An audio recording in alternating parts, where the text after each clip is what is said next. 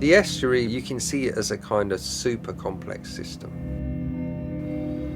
You know, multiple scales of, you know, different kinds of ecologies, different kinds of human work patterns, different kinds of flows, you know, all happening. All this messy stuff, messy, muddy stuff is happening right within the plumbing of London, because it's 5 power stations to London. It's, you know, so all of London is powered from there. You know, two oil refineries, one which is still working, a gas plant for holding London's gas, you know, faults, fishing kind of history, 400 wrecks. It's 140,000, you know, geese coming in the next month. It's the kind of like, you know, this intense, multiple scaled, super complex system which science cannot kind of reduce or govern. So it's kind of ungovernable, which is why it's fantastic.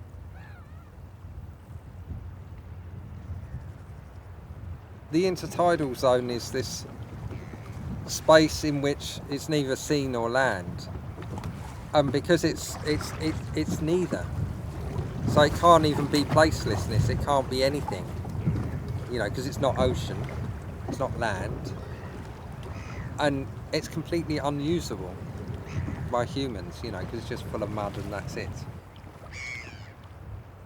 Humans are quite small out here, and it's really indifferent to us, you know, absolutely indifferent to us. There's nothing there. That's what means, that's why it's so scary for people, but also kind of like, you know, it's such a joy, because it's kind of like, you know, when do you get in such an uncontrolled situation? You can't use, you know, scientific methods to understand the estuary, because by the time you've tried to understand it, you haven't captured it at all. It's to do with planetary forces moving large bodies of water, atmospheric pressure, which is like, you get these tide tables.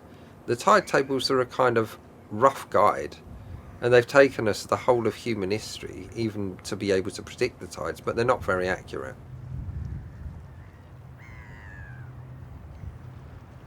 This is relaxing. I'm at home out here.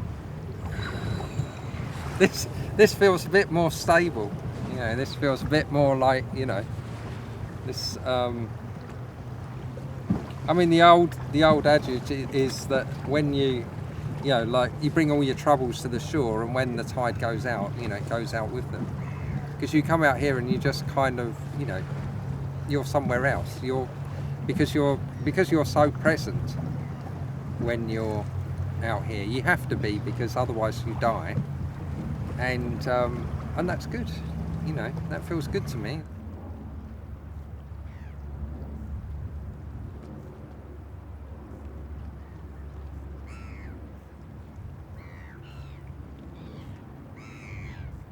On the one hand, like, everything changes, everything's constantly in flux, because out here it's like you're so used to things being about, you know, the weather, the tides, the planetary motion that makes the tides, you know, the sky, all those kind of non-human things that when we're in the city we forget about, and especially when we're, you know, like, working on computers and on the internet and that, we kind of like forget there's a whole kind of non-human agency in which we can exist. I get ill quite a lot, and I tend to find that a lot of my interests are in kind of like code and computers and being indoors and having a lot of adrenaline rushes about kind of what's on a screen rather than what's out in the world.